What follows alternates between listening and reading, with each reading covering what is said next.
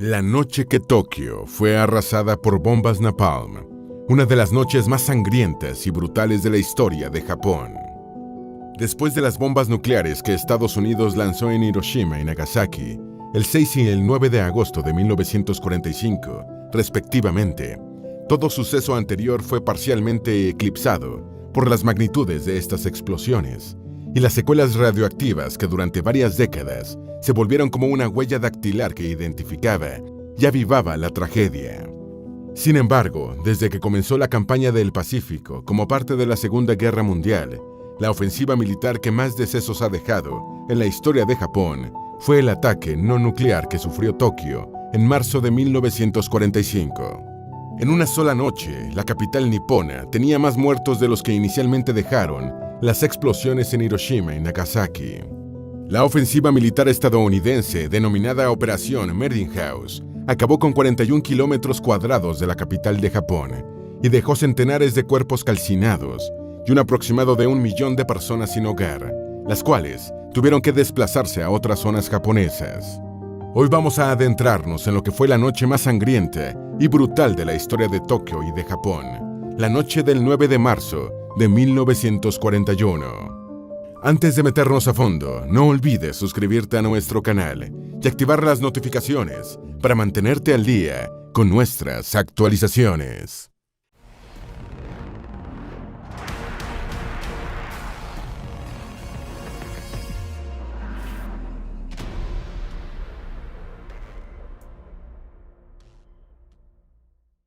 Para poder entender mejor el porqué de los hechos de esa noche de horror en Tokio, es necesario que hagamos una retrospección para conocer un poco más sobre el origen del conflicto. En 1930, la política exterior que Estados Unidos implementó en el Pacífico en favor de China perjudicaba los intereses de Japón. Así iba creciendo un cisma que se profundizó aún más en julio de 1939, cuando la nación norteamericana puso fin al Tratado de Comercio y Navegación que mantenía con Japón desde 1911 y que afectó, entre otras cosas, la exportación de material bélico por parte de los nipones. Y el enfrentamiento se hizo más latente después de que los japoneses firmaron alianzas con Italia y la Alemania nazi en julio de 1941, cuando Japón ya había ocupado el territorio indochino. Ahora bien, para terminar de contextualizar, hay dos hechos puntuales y de gran trascendencia para que en Tokio se produjera la noche más brutal y sangrienta de la historia de Japón. Se trata de dos acciones militares, la primera realizada por Japón y la segunda por Estados Unidos. El ataque a Pearl Harbor, el gran detonante. Desde que comenzó la Segunda Guerra Mundial en 1939, Estados Unidos no había entrado activamente en el conflicto bélico.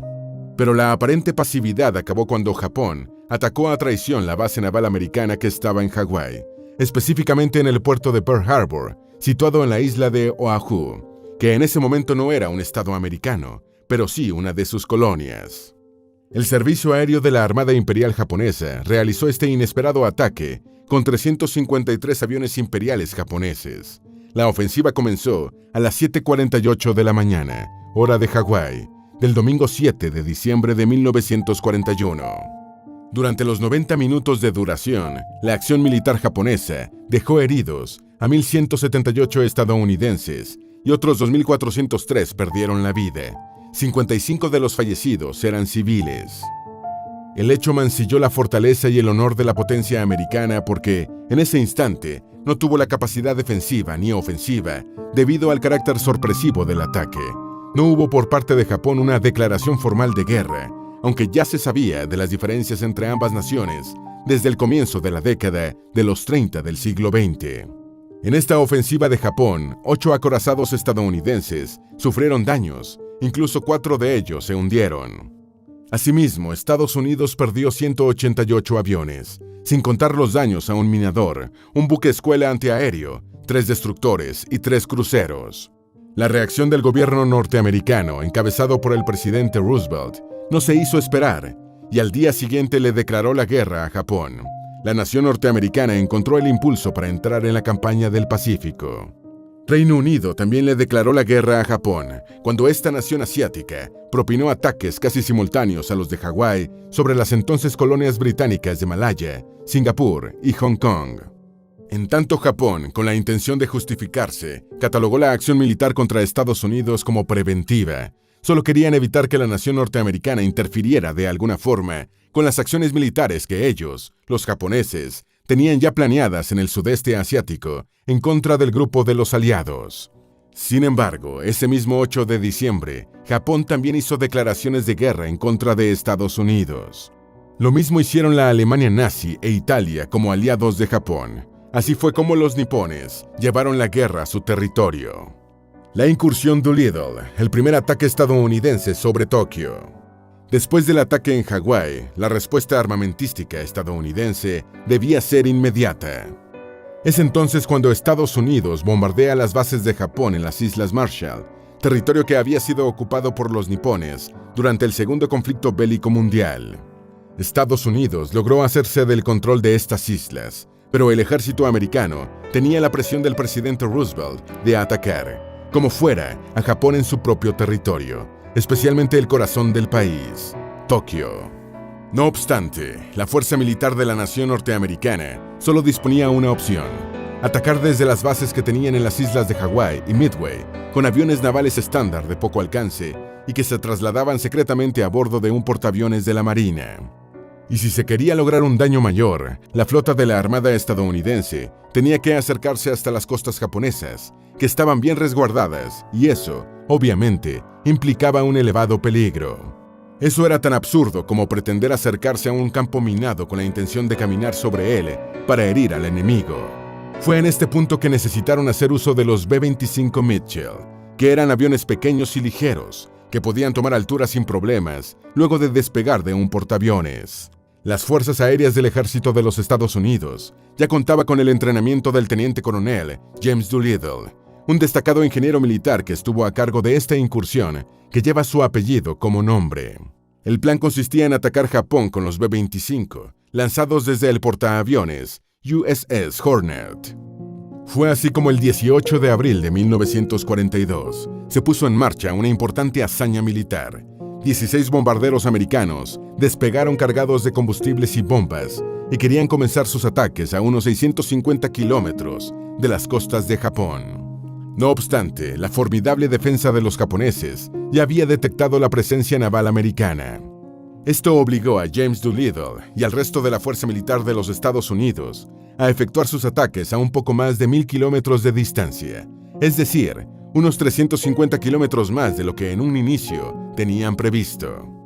Estados Unidos pudo bombardear a plena luz del día zonas como Yokosuka, Kobe y Osaka. También la mayoría de esos bombardeos fueron hechos en suelo de la capital nipona. Las bases militares japonesas fueron en buena parte menoscabadas. No obstante, la acción preventiva de Japón evitó mayores daños en su territorio. Además, después de realizar los ataques, los aviones estadounidenses B-25 Mitchell, por ser tan pequeños, tenían una limitada capacidad de vuelo y se quedaban rápidamente sin combustible. 8 de los aviones B-25 Mitchell aterrizaron forzosamente en territorio nipón y la Fuerza Militar de Japón apresó a los tripulantes y los sometió a torturas. De manera que los estadounidenses, a pesar de que sí causaron daños a Japón, sufrieron pérdidas de recurso humano y aéreo. La nación norteamericana estaba obligada a tomar otras acciones para poder demostrar su capacidad ofensiva y defensiva. Obviamente, Estados Unidos no permitiría que la historia quedara a favor de Japón, y durante unos pocos años más, siguió avanzando para acercarse lo más posible a la capital japonesa y núcleo del armamento militar. Antes de la noche del 9 de marzo, Estados Unidos probó otros ataques diurnos con el fin de destruir arsenales industriales y militares. Sin embargo, un conjunto de situaciones seguía colocando en ventaja a Japón por su formidable capacidad ofensiva y defensiva, además de que hubo fallas mecánicas en los aviones americanos que, en combinación con los fuertes vientos en chorro, hicieron inexactos los bombardeos. Para finales de 1944, Estados Unidos tenía más posibilidades de llegar a las ciudades japonesas desde las bases que los aliados tenían en China y desde las islas del Pacífico que ya controlaban. Y otro punto a favor era la llegada de los bombarderos B-29 Super Fortress, que superaban en mucho a los B-25 Mitchell. Así que había que buscar otras opciones y estaban cerca de lograrlo gracias a un hombre que tomó la dirección de los ataques en enero de 1945, Curtis LeMay. Veamos cómo Estados Unidos puso el juego a su favor con uno de los ataques más sangrientos de la historia japonesa. La operación Meeting House y la noche más sangrienta de Tokio. Con el mayor general Curtis LeMay a cargo, nuevas tácticas de ataque estaban por fraguarse y ejecutarse desde la fuerza militar americana. Este general era todo un estratega y no se tocaría el corazón hasta lograr debilitar a Japón y hacer que este enemigo asiático se rindiera a como diera lugar. LeMay, por sugerencia de su superior inmediato, el general Hap Arnold, planificó bombardeos incendiarios contra Tokio, tomando en cuenta las características de la capital nipona.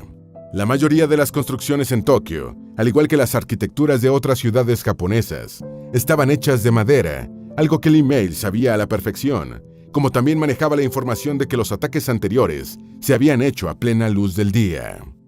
Otro dato que sabía era lo referente a las distancias desde las que eran lanzadas las bombas, lo que garantizaba más errores que aciertos. Él estaba dispuesto a cambiar esas infructuosas tácticas de ataque por unas más efectivas. Una de ellas era atacar Tokio por la noche, ya que iba a ser mucho más fácil porque los japoneses estarían más vulnerables. Y la fecha escogida fue el viernes 9 de marzo, 5 meses antes de que se lanzaran las bombas atómicas sobre Hiroshima y Nagasaki. La ofensiva militar sobre Tokio comenzó a las 10 de la noche. Con el propósito de marcar el área objeto del ataque con bombas de napalm, LeMay envió algunos aviones hacia adelante, pero ese fue solo el comienzo. El siguiente paso fue enviar desde las Islas Marianas 334 aviones bombarderos B-29 en una sola formación, de los cuales 279 se encargaron de arrojar a baja altura 1.700 toneladas de bombas incendiarias de napalm M69. Los habitantes de Tokio fueron despertados con el horror del sonido de las explosiones. Las bombas caían como lluvia sobre el suelo y los estruendos llenaban de horror a quienes todavía intentaban salvar sus vidas, mientras evitaban escuchar infructuosamente los gritos de desespero. El ataque arrasó con 41 kilómetros cuadrados de Tokio, que durante las primeras horas ardían a más no poder debido a los fuertes vientos, que también llegaban a encender las prendas de vestir que llevaban puestas las personas. La ciudad era una gigante hoguera que alcanzó una temperatura aproximada de 980 grados centígrados, y eso obligó a mucha gente a correr desesperada entre las llamas. Efectos de la noche más sangrienta de Tokio. La devastación fue sumamente increíble para un ataque de bombas no nucleares. El centro de Tokio se convirtió en escombros tras la destrucción de 267.000 construcciones, incluidos caminos y puentes de la ciudad. La capacidad industrial se vio reducida a la mitad. Eso provocó desabastecimiento en la capital, que además se quedó casi sin servicios públicos. No se sabe con exactitud la cantidad de muertos, pero se estima que se ubica en más de 100.000 personas, mientras que un aproximado de 1 millón de tokiotas y demás habitantes quedaron sin hogar y muchos se desplazaron hasta otras ciudades. La fuerza militar japonesa terminó ocupando Tokio y la convirtió en el centro del cuartel. No obstante, tras las devastaciones que provocaron las bombas de Hiroshima y Nagasaki, unos 5 meses después, las investigaciones para tener más certezas sobre los efectos del ataque a Tokio pasaron a segundo plano. Aún así, lo ocurrido la noche del 9 de marzo dejó en pocas horas efectos más desoladores que los de los ataques con bombas nucleares, aunque estos fueron con el tiempo sumando víctimas como consecuencias de las radiaciones. Aquel ataque no nuclear sobre Tokio dejó en duelo a centenares de familias, aunque otras lograron sobrevivir. Por ejemplo, se sabe del caso de Haruyo Nihei, quien en ese momento solo tenía 8 años cuando huía tomada de la mano de su padre, a quien tuvo que soltar por un momento para quitarse el abrigo que llevaba puesto y que éste estaba ardiendo por el fuego. Nihei se halló sola por un momento, pero de pronto la protección de un aparente desconocido la alejaron del fuego. Su padre era ese desconocido. No obstante, la niña no se había dado cuenta. El progenitor de Nihei, el resto de su familia y una pila de desconocidos, algunos de estos últimos murieron quemados, le salvaron la vida al formar una barrera humana para evitar que el fuego alcanzara a los más indefensos. Ella vivió el horror de tener que caminar sobre centenares de cuerpos completamente calcinados, después de que las llamas quemaran todo a su alrededor. Incluso dice que llegó a ver cómo un bebé se quemaba en la espalda de su mamá. Haruyo Nihei publicó su testimonio en 2011, a través de Japan Air Raids, y hoy sigue levantando la voz para evitar que esa historia tan dolorosa se repita.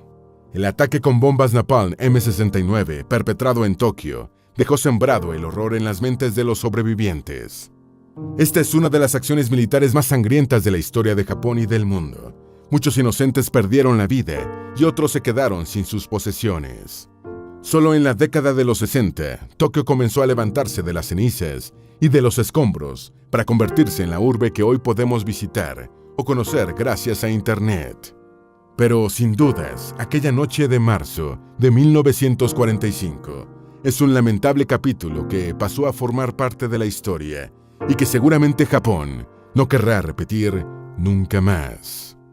Esperamos que este video te haya sido útil. Si tienes algo que agregar, por favor, compártelo con nosotros en la sección de comentarios. Dale me gusta a este video y envíale el enlace a tus familiares y a tus mejores amigos para que también sepan más de la noche que Tokio fue arrasada por bombas napalm, una de las noches más sangrientas y brutales de la historia de Japón. Si eres nuevo en nuestro canal, no olvides suscribirte. No se te olvide seguirnos en todas nuestras redes sociales, que van a estar aquí abajo en la descripción. Recuerda, un pueblo que no conoce su historia está condenado a repetirla.